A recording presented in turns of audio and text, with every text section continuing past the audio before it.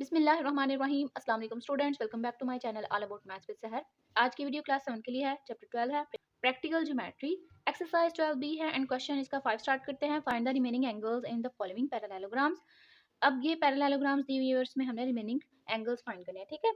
तो अब हमने ना सबसे पहले तो पैरेललोग्राम की ना प्रॉपर्टीज पढ़नी है। हम देखते हैं कि हमारे पास कौन कौन सी चीज़ें जो है ना वो इस प्रॉपर्टी में आती हैं, ठीक है।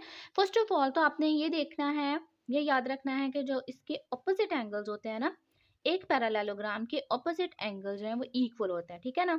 जैसे कि z इक्वल हो गया y के, x इक्वल हो गया 110 के, ठीक है। एक ये प्रॉपर्टी हो गई। सेकेंड प्रॉपर्टी हमारी ये है कि जो हमारे पास एडजेसेंट एंगल्स होते हैं, अब इसे और इसे एडजेसेंट एंगल बोला जाता है। इन दोनों को भी एडजेसेंट एंगल बोला जाता है, इन दोनों को भी और इन दोनों को भी, ठीक है। यानी कि जो आपस में सारे एक दूसरे से जुड़े हुए हैं ना, उनको बोलते हैं हम एडजेसेंट एंगल्स। और जो एडजेसेंट एंगल्स होते हैं वो किसके इक्वल होते हैं, वो सप्लीमेंट्री एंगल्स होता है। मीन्स कि उन दोनों का सम जो है वो 180 के इक्वल होता है। दूसरी प्रॉपर्टी हमारी ये होगी। पहले थी हमारी कि ऑपोजिट एंगल्स जो हैं वो इक्वल होते हैं। सेकंड प्रॉपर्टी हमारी ये थी कि जो एडजेसेंट एंगल्स हैं वो क्या होते हैं, 180 के, उनका सम 180 के इक्वल होता है, ठीक है। अब जो थर्ड हमारे पास प्रॉपर्टी है वो ये है, ऑपोजिट साइड्स होती हैं वो भी क्या होती हैं, बिल्कुल इक्वल। थर्ड हो गई। पहले एंगल्स ऑपोजिट सेम होते हैं, उसके बाद एडजेसेंट एंगल्स जो है वो सप्लीमेंट्री होते हैं, और ऑपोजिट साइड जो थर्ड है ना, ऑपोजिट साइड जो है वो इक्वल होती हैं, ठीक हो गया।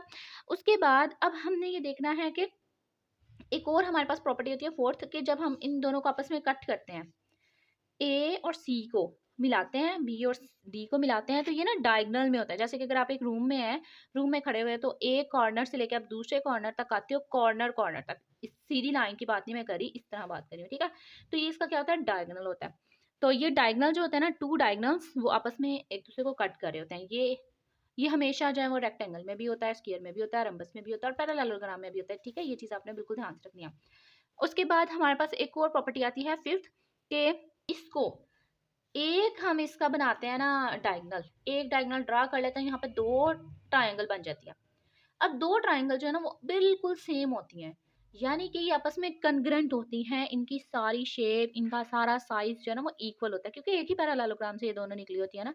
तो ये सारी हमारे पास प्रॉपर्टी ज़्यादा जो काम वाली है ना इस एंगल्स को फाइंड करने में, वो ज़्यादा हमारे पास दो एंगल्स, दो हमारे पास प्रॉपर्टी ज़्यादा यूज होंगी। एक ये कि ऑपोजिट एंगल्स हमारे पास इक्वल होते हैं, और एक एडजेसेंट एंगल जो है वो सप्लीमेंट्री होते हैं। तो हम स्टार्ट करते हैं। हमारे पास है बी का एंगल मौजूद है 110।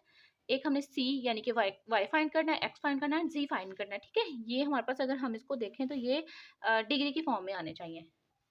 तो आप सिंपल यहाँ पे लिखोगे, as we know that the opposite angle. सबसे पहले आप फर्स्ट प्रॉपर्टी को देखो जो कि ऑपोजिट एंगल्स वाली होती है। तो इनको देखा तो ये दोनों ही अननाउन थे, इन दोनों को देखा तो इसमें से एक नाउन है और एक अननाउन है। तो आप सिंपल लिखोगे, measurement angle B is equal measurement angle D. और यहाँ पे इसकी कंडीशन आपने लिखना है, कंडीशन लिखेंगे आप, ऑपोजिट एंगल्स आर इक्वल, ठीक है। या ऑपोजिट एंगल, सिंपल आप ये भी लिख सकते हैं, आर इक्वल रहने दें, सिंपल आप ऑपोजिट एंगल कंडीशन इसकी लिख दें, ठीक है। अब एंगल बी पे क्या है हमारे पास, 110 है, इक्वल एंगल डी पे क्या है, एक्स। तो एक्स की वैल्यू क्या आ गई हमारे पास, 110, ठीक है। इसको मैं थोड़ा सा ऊपर करके दिखाती हूँ। तो ये हमारे पास एक्स की वैल्यू आ गई, ठीक है। अगर मैं यहाँ पे एक्स की वैल्यू लिखूं तो 110, ठीक हो गया। अब आपको ये भी दूसरी प्रॉपर्टी बताई थी, ये फर्स्ट आप ना यहाँ पे लिख भी सकते हैं कि फर्स्ट प्रॉपर्टी, ठीक है।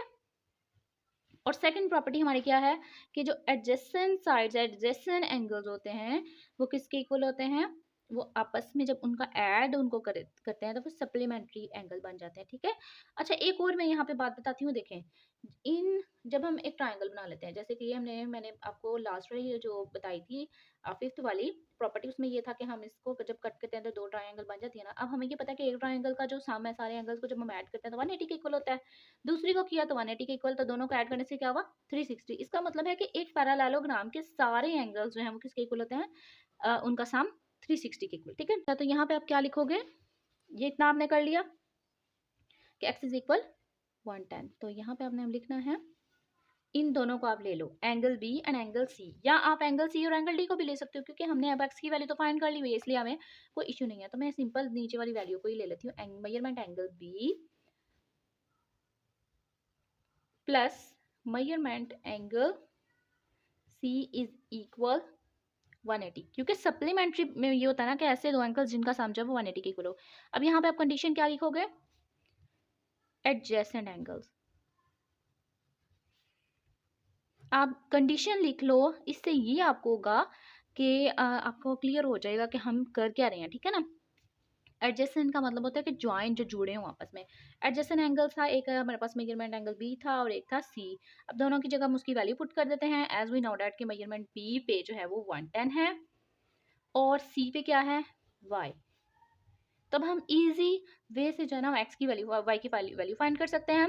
ये यहाँ पे कुछ नहीं है तो प्लस हो रहा है, तो जब हम इसको ट्रांसफर करेंगे तो दूसरी साइड पे क्या हो जाएगा? जाके माइनस हो जाएगा। तो अब वाई की वैल्यू हमारे पास आ गई 180 में से जब 10 निकाला, 0 में से 0, 8 में से 1 निकाला तो 7, तो ये हमारे पास 70 जो है वो वाई की वैल्यू आ गई। ठीक है, यहाँ पे मैं वाई की वैल्यू भी लिख देती हूँ। फिर से हम यही चीज बोलेंगे ऑपोजिट एंगल्स। अब जी की वैल्यू रह गई ना, तो जी के सामने देखा आपने एक ऑपोजिट एंगल मौजूद है वाई, जिसकी अभी अभी हमने वैल्यू फाइंड किया। तो सिंपल आप यही कंडीशन लिखोगे ऑपोजिट एंगल्स एंड जो है वो angle A is equal angle C. यहाँ पे हम लिख देते हैं measurement angle A is equal measurement angle सी।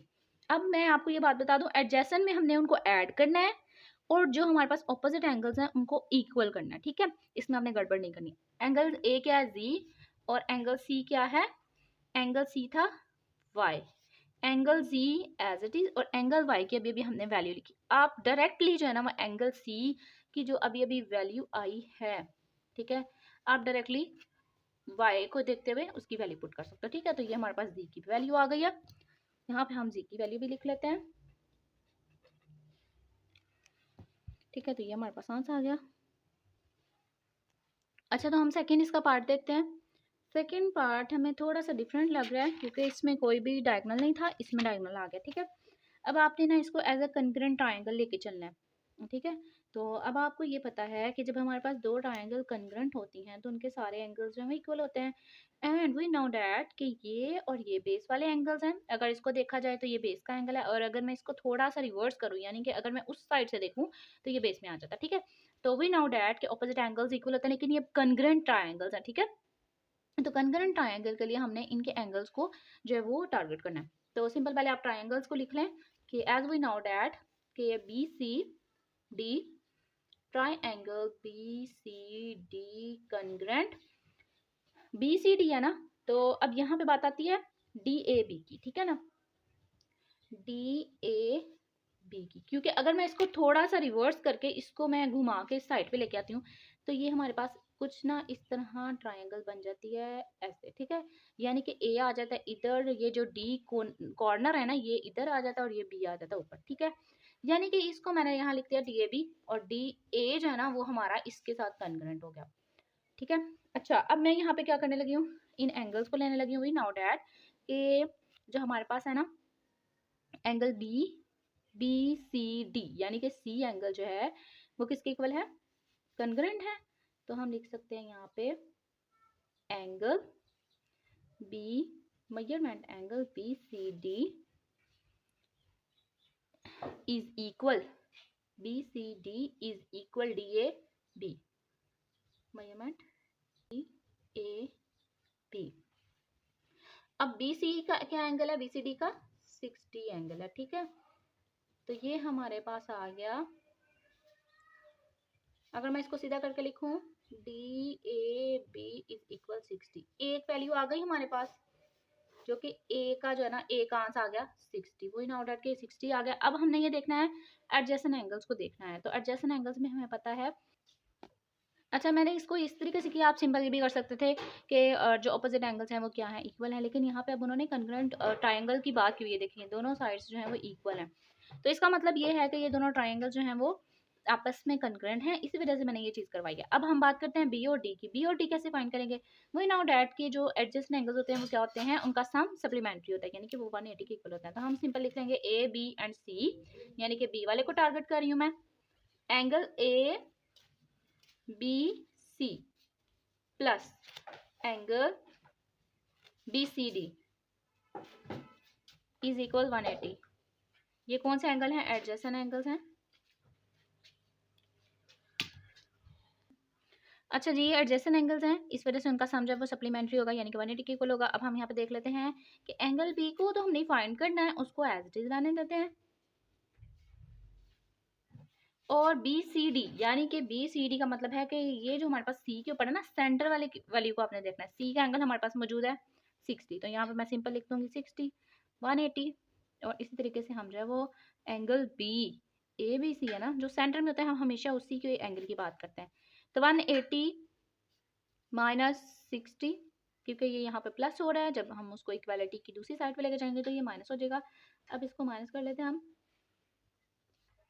180 में से 60 को माइनस किया, 0 में से 0 किया, 0 आ गया, 8 में से 6 निकाला, 2 आ गया एंड 1 एज इट इज। ठीक है, तो 120 आ गया। अब हमारे पास ये आ गया किसका, बी का। ए का भी आ गया, बी का भी आ गया, दोनों के आगे बी की हम यहाँ पे वैल्यू लिख देते हैं 120। ठीक है, अभी मैं यहाँ पे हाफ की बात नहीं करी, हमें सिंपल डायरेक्टली एंगल चाहिए। ठीक है, अगर आप हाफ की बात करो तो इसको सिंपल 2 से डिवाइड करो, तो आपके पास आ जाएगा ए बी डी एंड यहाँ पे आ जाएगा सी बी डी।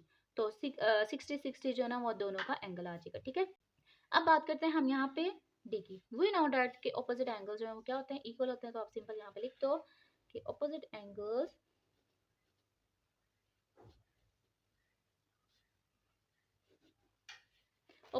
होने की वजह से मैं एंगल बी को एंगल डी के इक्वल रखूंगी। अब इसको भी तो मुझे कुछ लेना पड़ेगा ना, इसकी सारी वैल्यू।